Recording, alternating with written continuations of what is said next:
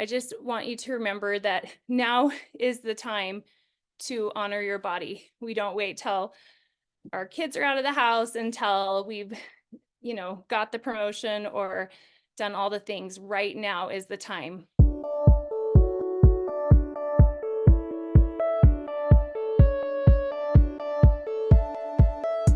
So you want to make an impact. You're thinking about starting a business, sharing your voice. How do women do it that handle motherhood, family, and still chase after those dreams? Well, listen each week as we dive into the stories of women who know. This is Call Me CEO.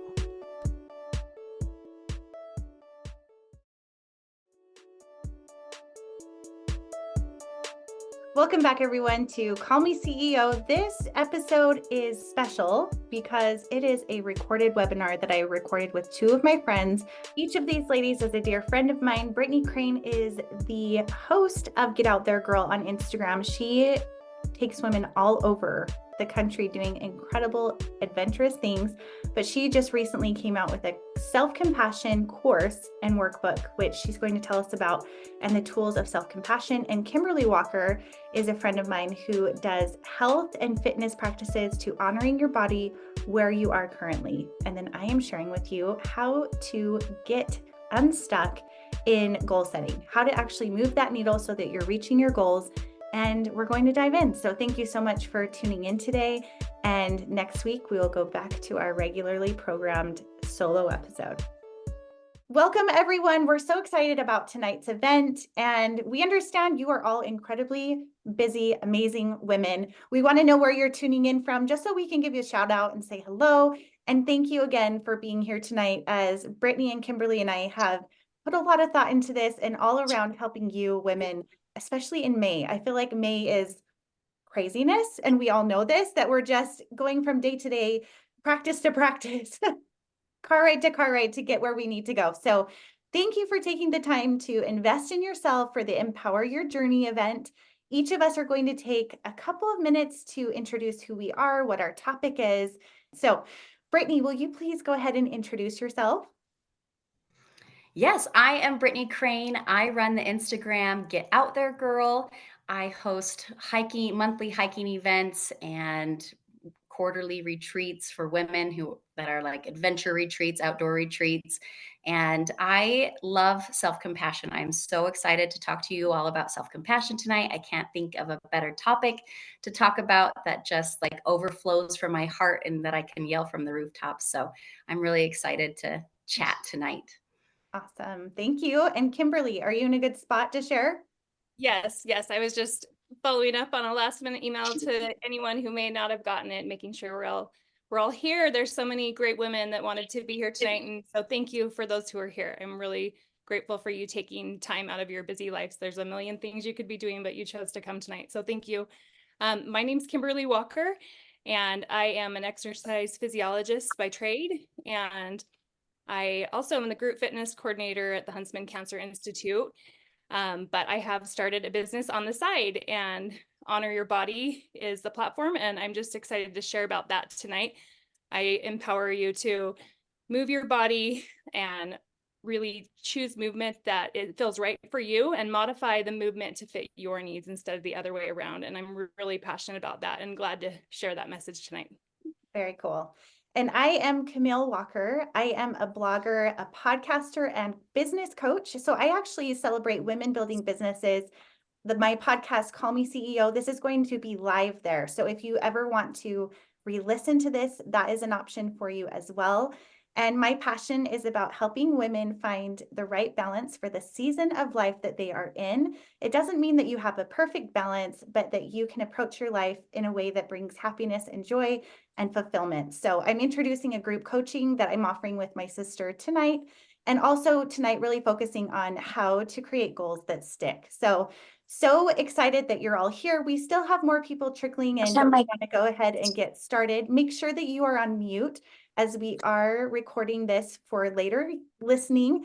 And how it's going to work is each of us is going to share 15 minutes about self-compassion, honoring your body, and then creating goals that stick. And then we'll wrap up for any questions or last minute things that need to be tied up. So Thank you again for being here. And we are going to start with Brittany. So today I'm really excited. I launched my new self-compassion course this morning.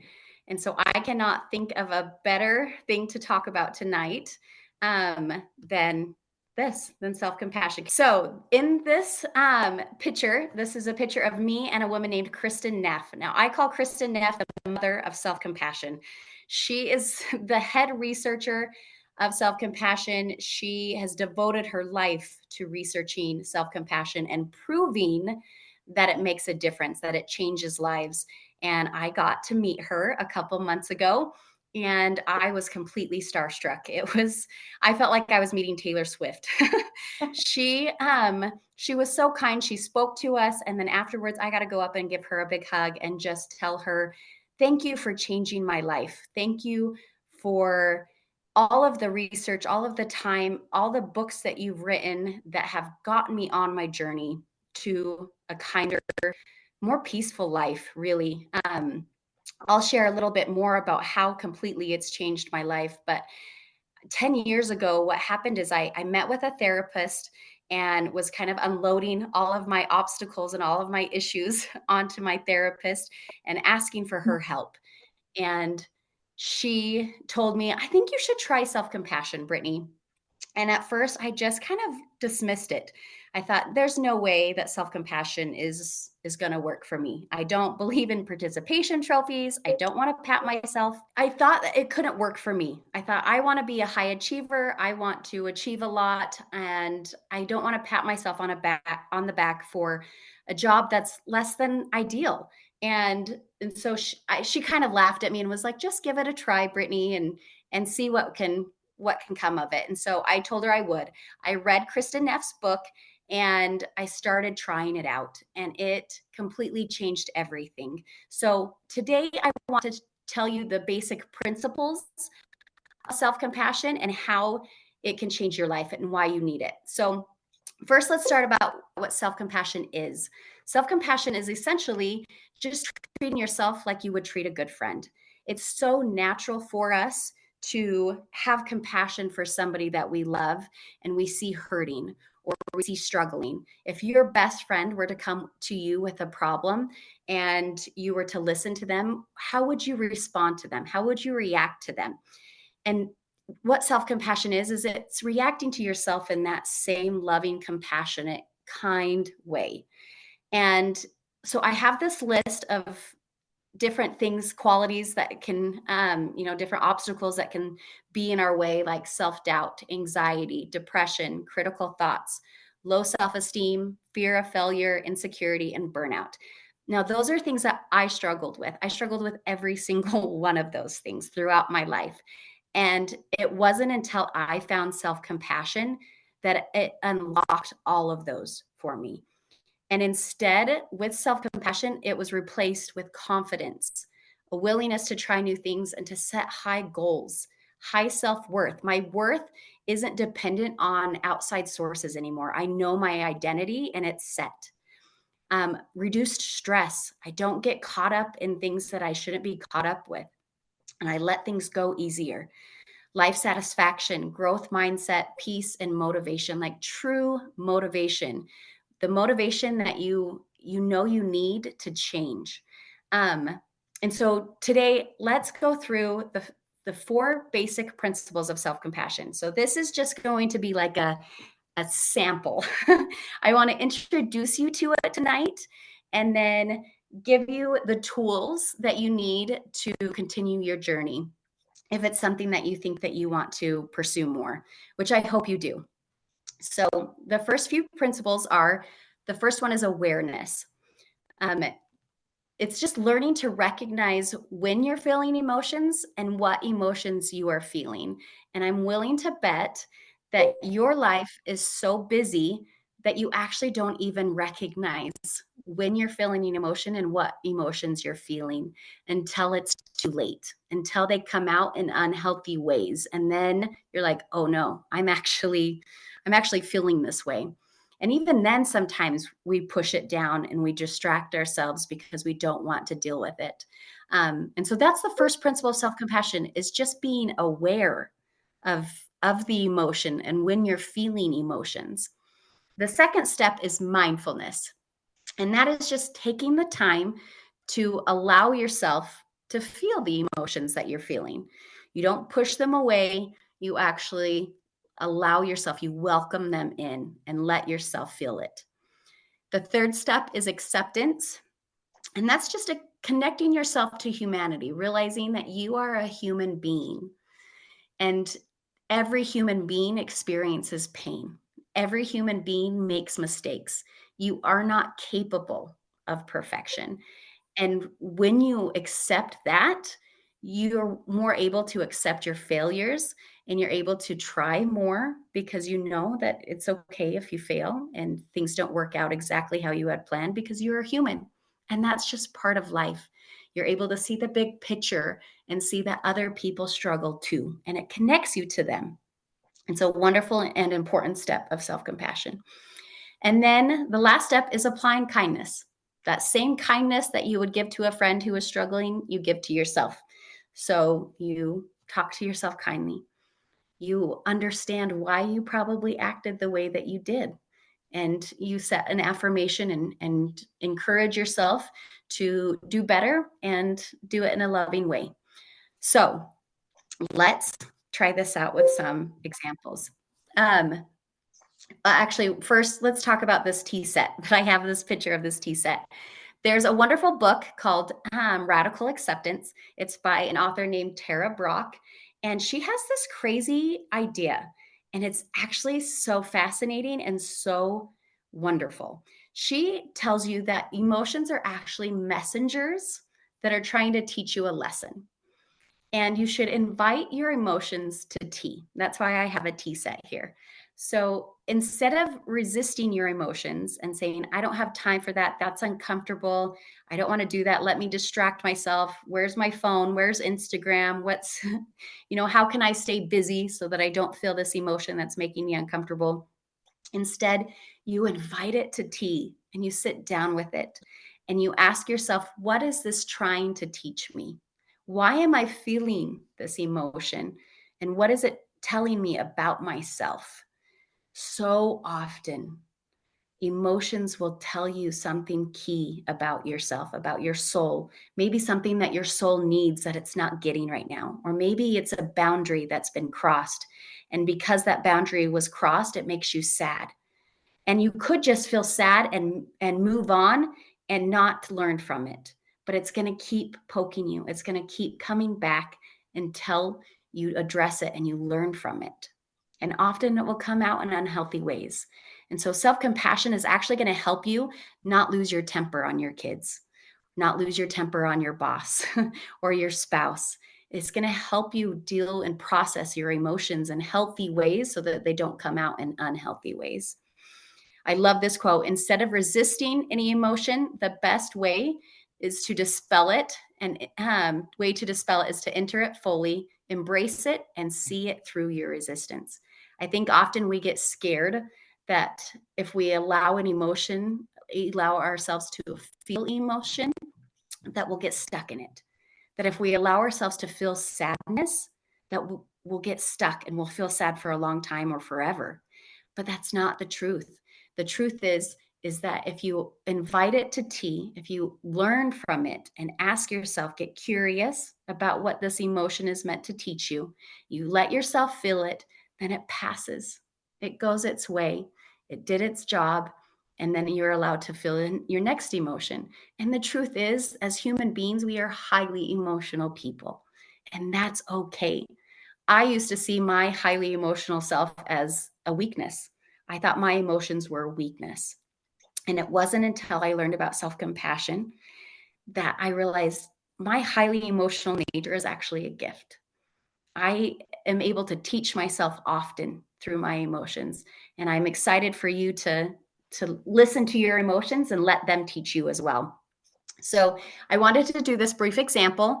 If you can stand up. If not, just sit down in your seat. And I want you to hold your arms out in front of me, out in front of you.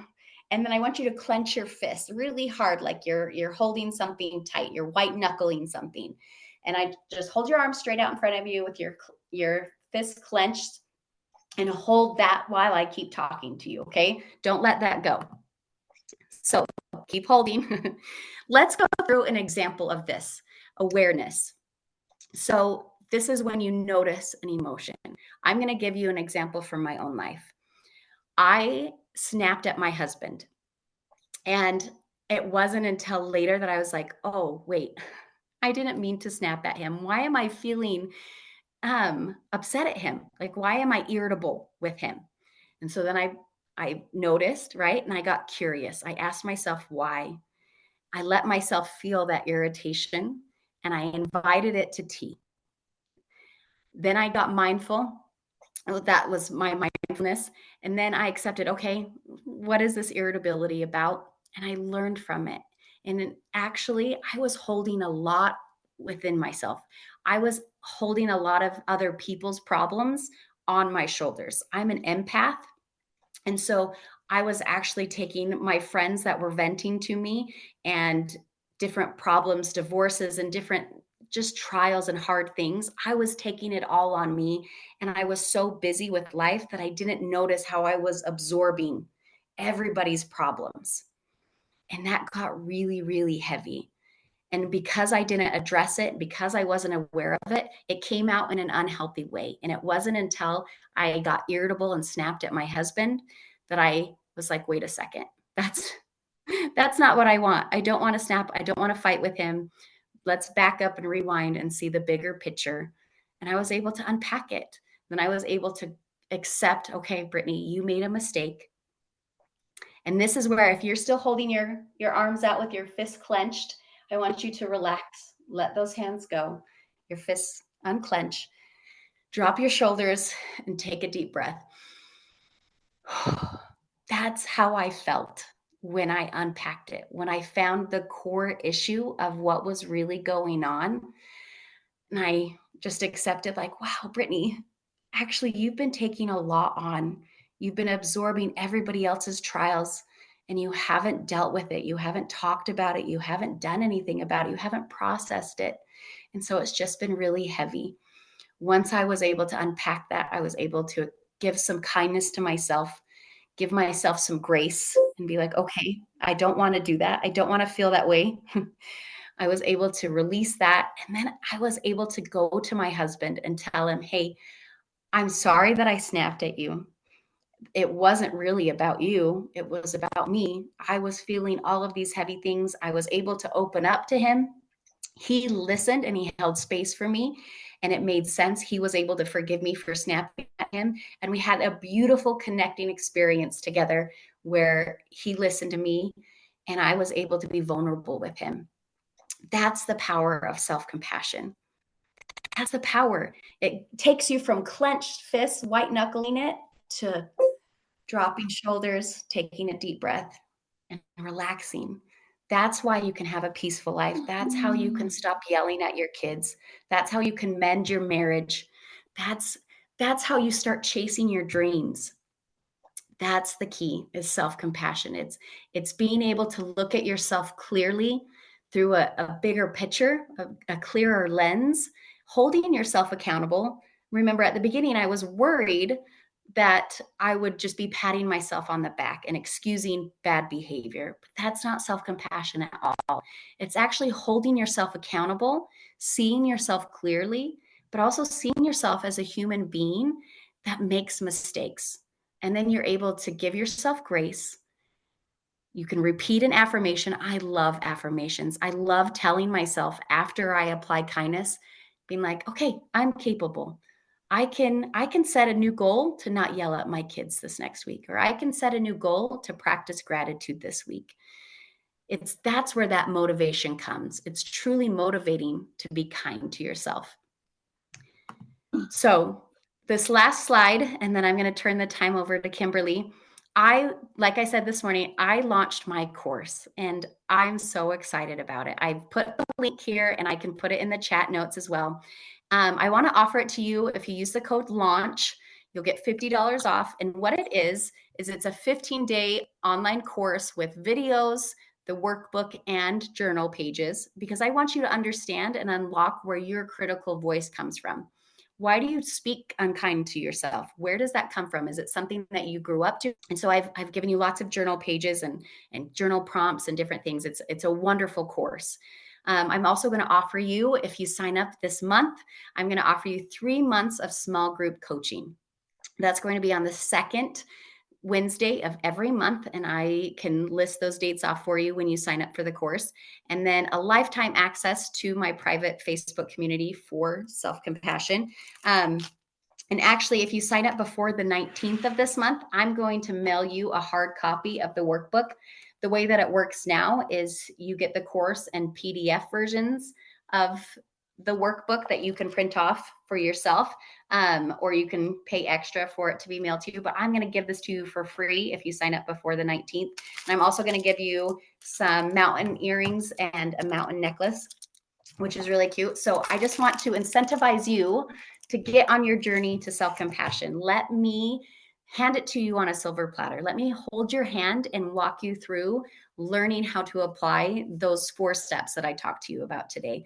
Let's unlock your potential. Let's get rid of some of the obstacles. Let's not deal with anxiety and depression and low self-worth. Let's unlock that, and let's give you that peace and that confidence that's waiting for you. And yeah, I'm just so excited. The link is there for you. If you have any other questions, type them in the chat, and you can follow me on Instagram or Facebook at Get Out There Girl, and I will always be available there as well if you have any follow-up questions. Awesome. Thank you so much, Brittany. I have taken the self-compassion workbook. I haven't taken the course yet because it wasn't available, but it is truly life-changing. And I know anyone that is interested and does it is going to be so grateful they did it. It's just life-changing. So thank you to everyone who has joined. There's been a few latecomers. So this is recorded and will be reshared on my podcast, Call Me CEO. So if you missed it, no stress, we will be sending it out and also putting it on my podcast as well. And just a quick reminder to mute so that the recording stays good quality. So next up is Kimberly, and she is going to be talking to us about honoring our body. Awesome. Today, tonight, I'm really happy, first off, that the snow has stopped a little bit. If you are in Utah, then I'm grateful for the moisture and everything, but man, I went to the Tulip Festival on Saturday. I'm sure it hit us all in different ways, but that snow was like a doozy. And also I know a couple of you on here, I just want to say a personal hello. Thank you for being here. And those who I don't know, I'm really grateful to get to connect with you here tonight. All right, so the meaning of honor your body, really, I kind of bolded the main words that I want to have you stick in your mind. When you think of your body, which a lot of us, I know we may struggle still with body image kind of issues or concerns.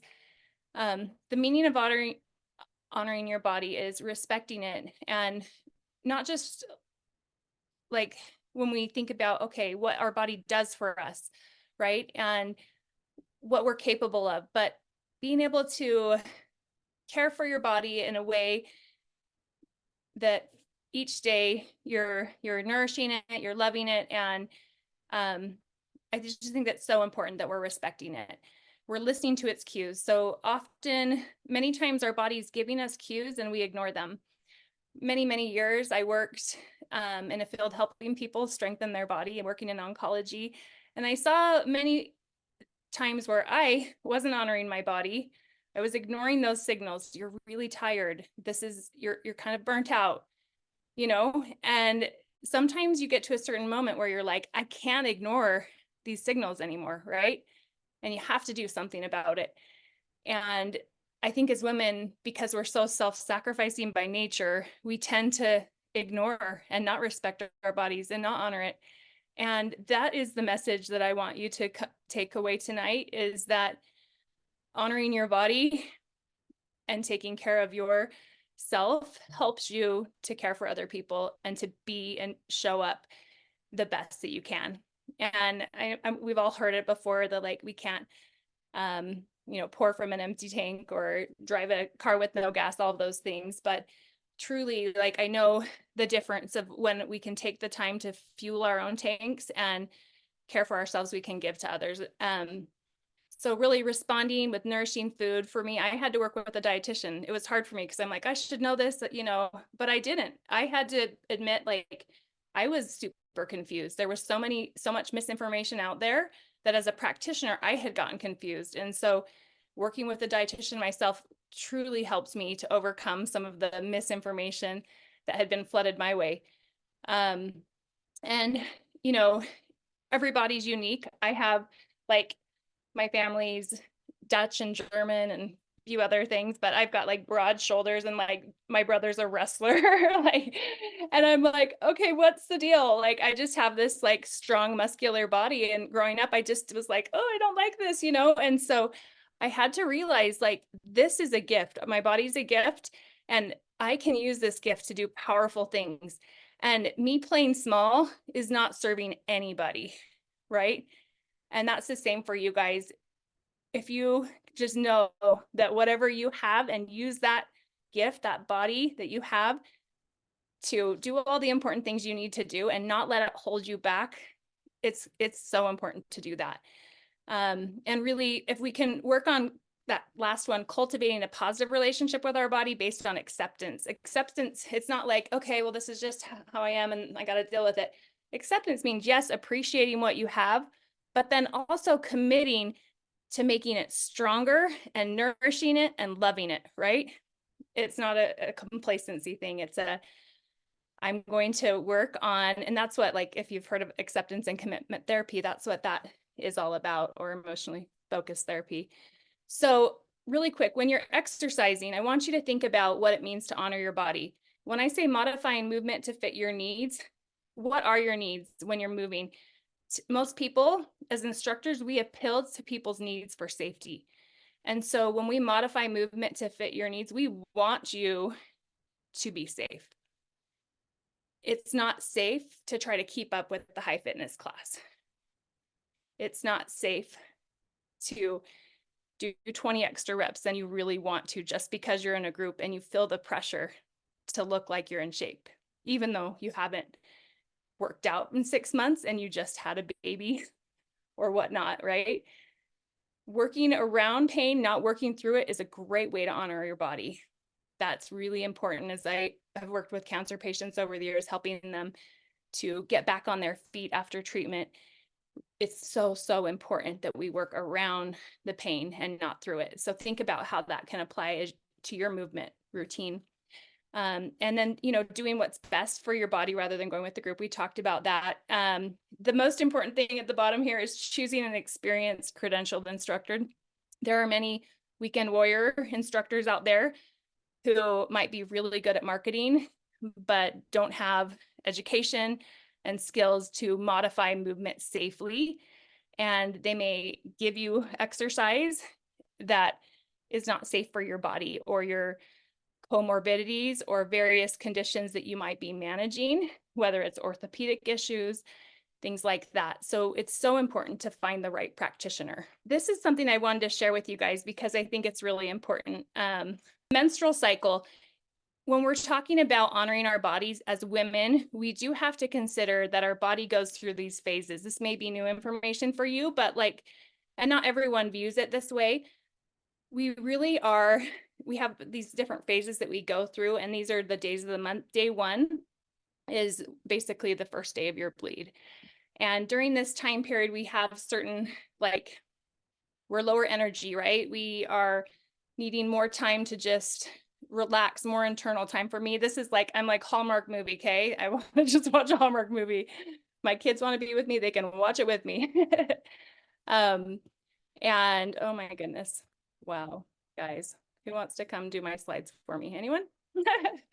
All right, so, and then follicular, days 6 through 13, and that's more like your spring. So you're starting to feel a little bit better. You move into ovulation, that's the summer. It's actually only a very short period. It's 12 to 24 hours. And that's when you feel your best. Like, you're just like glowing. That would be, if you can schedule your family pictures that day, do it. And then the luteal, the fall, that's when you start having that big drop in energy, the drop in progesterone. And so the reason on the corner, I have hit, listless. So during follicular and ovulation, that's when you want to do these more high intensity interval type movements. And you've probably heard the debate about high intensity interval training. It is not for everyone, especially as it can produce more cortisol. So it's important that you do work with someone who can help you manage what level you should be working, and what intensities you should be working at, and certain times of the month, the low impact steady state cardio may be just what you need. Maybe it's like a beat bar class or yoga, or a more gentle Pilates class, more mindfulness based movements that you do in those other 2 phases. So be thinking about that. And let's see. This last thing is, there's a ladder here. We don't want to spend so much time climbing a ladder only to realize it's against the wrong wall.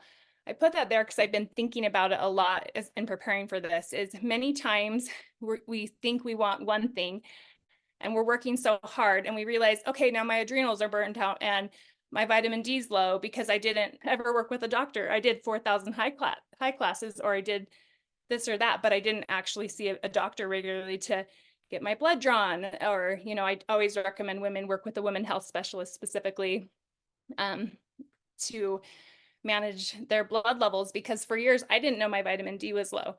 And I started to have like achy joints, and I was like, is this arthritis? Like, what's going on? I was really legitimately concerned. And so working with my practitioner, I was able to find out, okay, I needed to do some additional supplements. I wasn't getting it all through my diet. Ideally I would, but I wasn't able to. And now it's 8:05. So I'm going to hurry and just kind of wrap up on these last few here. So the current guidelines, if you want to screenshot this, they're all here. I want you to think of muscle as the organ of longevity. It's the most important thing you can work to attain in your movement routine. Keeping that muscle on is going to help protect your body long-term, prevent falls, all the important stuff. And really the goal is just to move more and sit less. Megan and I, again, we're working together, and this is just kind of an overview of why it's so important to work in your scope of practice, and it allows us to keep up with the ethical and professional standards and really just optimize results. So I think that kind of covers everything. It's a lot to pack in, right? But yeah, this is a little testimonial from one of our participants that I wanted to share with you guys. And I just want you to remember that now is the time to honor your body. We don't wait till our kids are out of the house until we've, got the promotion or done all the things. Right now is the time. And if you can get those kids out the door with you, whatever it takes, just get moving. And that's hard when it's snowy to believe that's a good idea. But hey, Brittany, you're a good example of that, getting out there. Awesome. Thank you so much. As you can tell, Kimberly is a massive source of knowledge and professionalism and has helped so many incredible people. So thank you so much for sharing that. Really, this is just scratching the surface. I know we almost feel like rushed, like, oh, but there's so much more, but we also want to be respectful of your time and appreciate that you're here. So today I am sharing with you how to create goals that stick. And this topic, oh my gosh, I have thought about this quite a bit on what am I going to say? Because goals can be interpreted so many different ways. So this is something that came to mind that I really related to, and I hope that this rings true to you too. So with the myth of Sisyphus, this is a Greek myth, if you're familiar with this at all. He was actually a cunning king who angered the gods, and as punishment, he was forced to roll a massive boulder up a hill, only to watch it roll back and repeat this struggle for eternity. And I don't know about you, but that sounds absolutely terrible. And so as we're talking about goals today, we're going to talk about how, because we have neuroplasticity and we can change the function of our brains, we can go from feeling like Sisyphus, where we're doing the same thing over and over, rolling back down the hill with our goals, and actually making progress because of our brain's ability to rewrite the way that we think and the way we approach our goals. I know that when I have gone through this Sisyphus syndrome, is what I called it, it can lead to overwhelm, because as busy people, we have places to be and goals to reach. And it can also lead to negative self-talk, where we're not getting everything done. So we beat ourselves up. And then that leads to failure, thinking that you don't know if you're ever going to get out of that loop and you're starting over and over again. And so that's what we want to avoid, is the idea of this Sisyphus syndrome. So there's something called the brain habit loop. And I wanted to talk about that a little bit, because what can happen, whether it's a good habit or a bad habit, is that we can create loops within our brains that create systems or pathways that it's used to. So there's the cue, the routine, and the reward. And the cue is the trigger that kicks off the habit or behavior. The routine is the habit you want to change or reinforce. And the reward is the payoff that satisfies the craving, which drove the routine. And like I said, this can be something that is really great, a habit and a cue that we've created with our minds, but this can also be something where unintentionally we can create negative cues and go through routines that aren't really a reward, but we're used to creating. So what we're going to do is kind of talk about how we can reverse, with neuroplasticity, the key to change. So with the neuroplasticity, what it means is that our brain can create new pathways. One way that I had someone explain this to me once, that was a therapist, was she said, I want you to imagine a pile of sand. And when you have a bucket of water and you pour the bucket of sand or bucket of water on the sand, it creates pathways that go through the top of the sand pile to the bottom. And as you pour another cup on that sand, those grooves that were created by that first bucket get deeper. And if you pour more water, those grooves get deeper. And that's the same way that our thought patterns can work, is that 90% of the thoughts we thought yesterday are thoughts that we'll be thinking again, because our brains are kind of lazy. And so to create new pathways, we have to put in some effort to create new ways of thinking or new thought patterns with our cue, our routine, and our reward. So goals can be like that too. So I want you to think about the steps to getting the goals. And we're going to go through these one by one, and I'll do them as quickly as I can.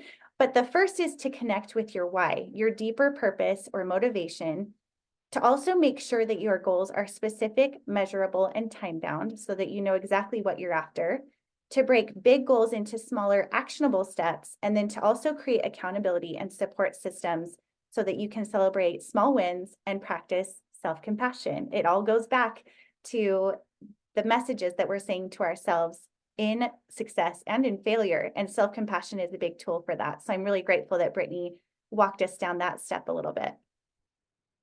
So number one, connecting with your why is your reason to keep going when things get tough. Now notice that it doesn't say if things get tough, it is always a when. And a lot of times we don't control what those factors are that present a challenge. And so really digging deep and understanding that why is a key factor in understanding how you can have success. I have an entire freebie on my website that is about connecting with your why, but for now, we'll just go with that. Number two is to create SMART goals. Now, this is a very basic, but very incredible approach to creating a goal. And that is, for each of these, it's an acronym, is to create specific, measurable, achievable, relevant, and time-bound goals. This is something where you really want to break something down and make sure that it's something that you can measure, so that as you're going through baby steps, you see those cues and those rewards of success. And it's a process where you can do it over and over again. The third is to break it down and take action. This is where small steps and consistent action really come into play. It is very easy to have a big goal that you set, let's say at the beginning of the year, with like a New Year's resolution. And sometimes people will start out with something really big, like I'm going to work out every single day this year. And that is something that I have made a goal for in the past and failed miserably. And this year, rather than doing it that way, I broke it down to doing 30 minutes of exercise every day for 100 days. And I did it. And I actually have a group right now that's doing the second 100 with me. And now that I'm 30 days into my second 100, I'm kind of seeing that goal at the end where I'm like, gosh, I probably could do a full year. But I think if I would have started with that, it would have felt extremely overwhelming. But now that I have a goal where I'm already 130 days in, I'm like, I can do this because I've been able to break it up into smaller, actionable steps. The next thing is to have accountability. People have a 65% chance of reaching a goal if they have an accountability partner or group. Now, this is a big factor in having success in a lot of different places that you may want to have goals. But what I love about this specifically with women, and why I rally around communities of women specifically, is that I think women really understand our challenges that can be unique outside of perhaps what our children are dealing with or what our husbands or partners are dealing with.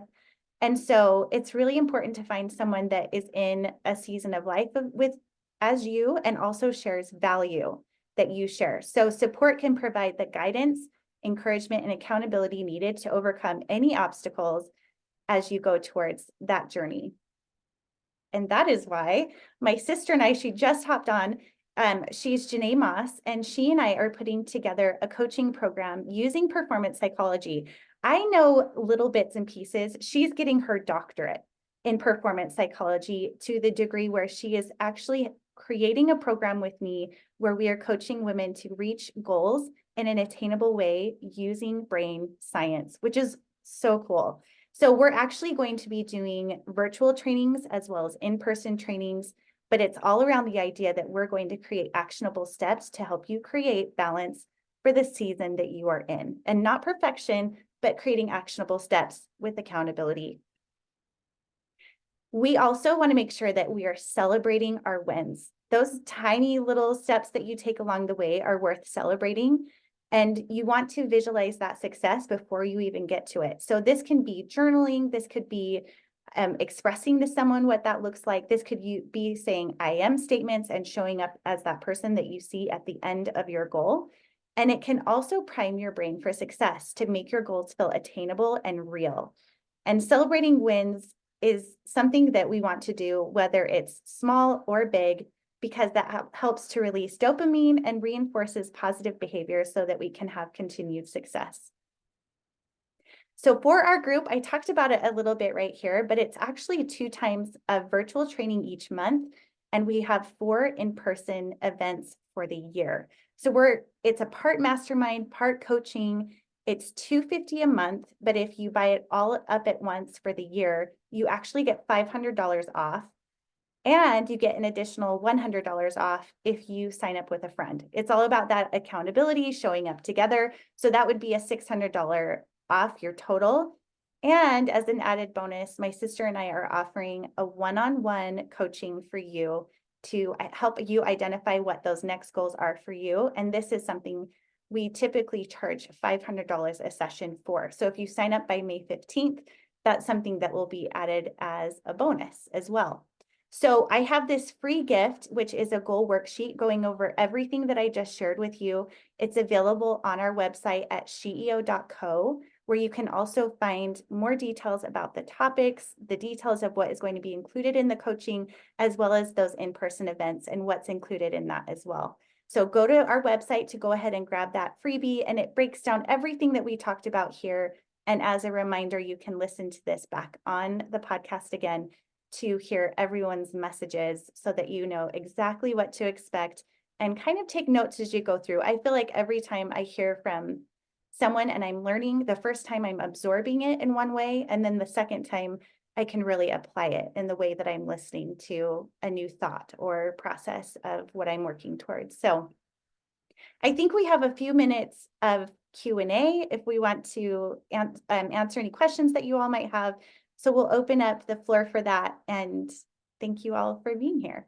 And Brittany and Kimberly, if you have anything you want to add. I just thought it was great. I just think it's so exciting, Kimberly's app and then your coaching program. I think there is definitely something for everybody, and I'm excited. It's awesome.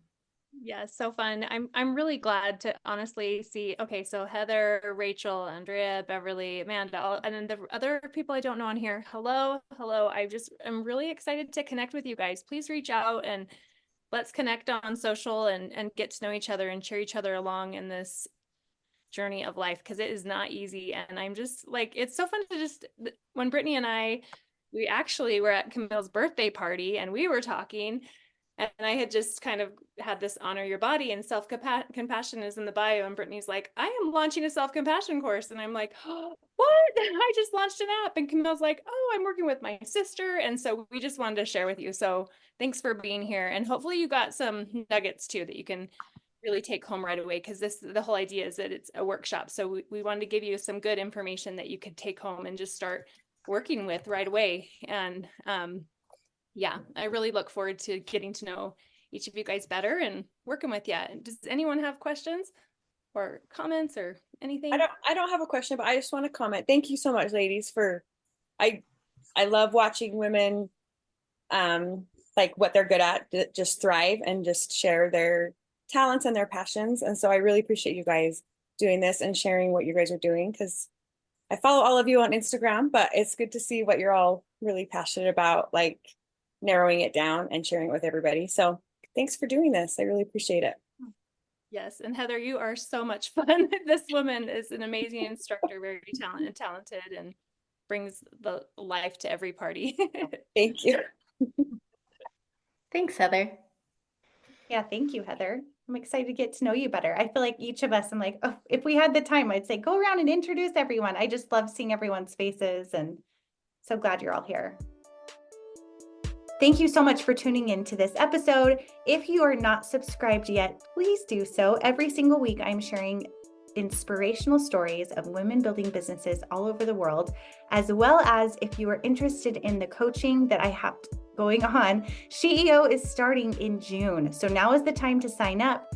And you heard about all those extra promotions that are happening with signing up with a friend. You each get $100 off. Plus, if you pay for the year in advance, you get an additional $500 off. So if you have any questions, please reach out. Otherwise, you can check out the link below at sheeo.co. Thank you so much. Hey CEOs, thank you so much for spending your time with me. If you found this episode inspiring or helpful, please let me know in a comment and a 5-star review. You could have the chance of being a featured review on an upcoming episode. Continue the conversation on Instagram at Call Me CEO Podcast. And remember, you are the boss.